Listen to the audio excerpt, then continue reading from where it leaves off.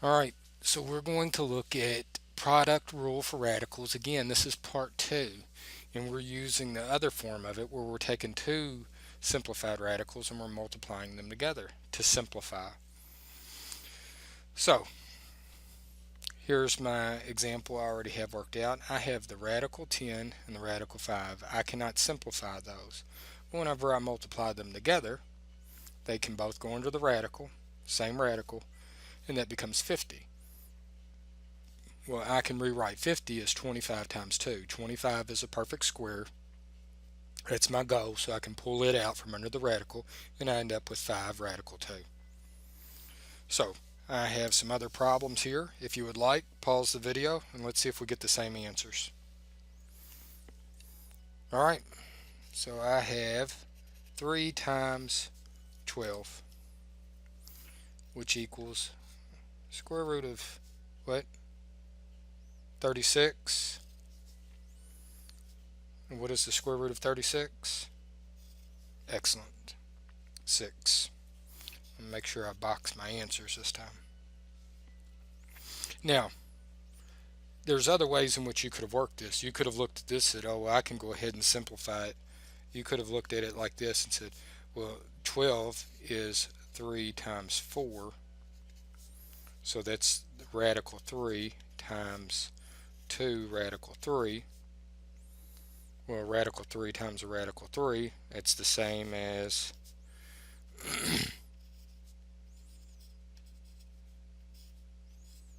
radical 3 squared, which equals 2 times 3, which equals 6. Again, there are a variety of ways in which you can work these problems. And what you need to do is understand, how do you see it? What works best for you? How do you visualize the math and use it in that manner? The way I teach you is not the only way. The way I try to teach you oftentimes is not how I do the math, but I try to teach you a foundational way of writing each thing out. Next example, radical 2 times 14. In this case, I can't really simplify radical 14 down into a perfect square like I did up here where I said 3 times 4. So I will just say 2 times 14, which is 28. But with 28, I can say that's the square root of 4 times 7, which equals the square root of 4 times the square root of 7. And you notice how I'm interchanging with my product rule formula. I'm using this to go to this, but then I'll turn back around and go back to this. And that becomes 2 radical 7. Again, 2 times 10 is 20. X cubed times x is x to the 4th.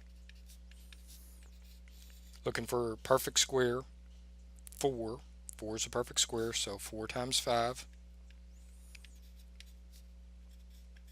And now I'll even write it like this, x squared, which equals 2 x squared radical 5.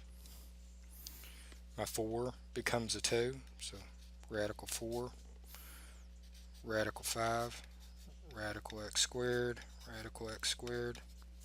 That becomes 2, that's a radical 5, that becomes x, that becomes x. So 2 x squared radical 5. 3 and radical 10, or 3 square root of 10. So 3 square root of 10 times 3 square root of 10. Well, this equals 9 square root of 10 squared, which equals 10. 9 times 10, which equals 90. And again, I was failing to box in my answers. And our last one, 2 times 8, and again, I could go ahead and break 8 down, but I'm not going to. So we'll say 2 times 8, because what's the product of that? 16. So I know that's a perfect square, so it just makes it easier.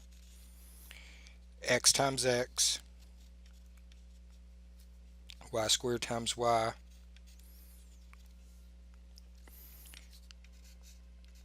and I'll write as individual square roots, and go ahead and break the y down into that format.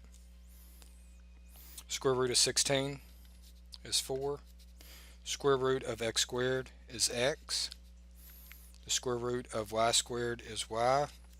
And this y here has to remain under the radical. I can't pull it out.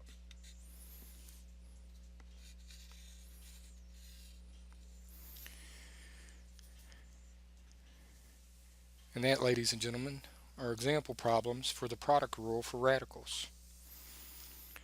Please critically think and structure your homework, please, and good luck on simplifying and using the product rule for radicals.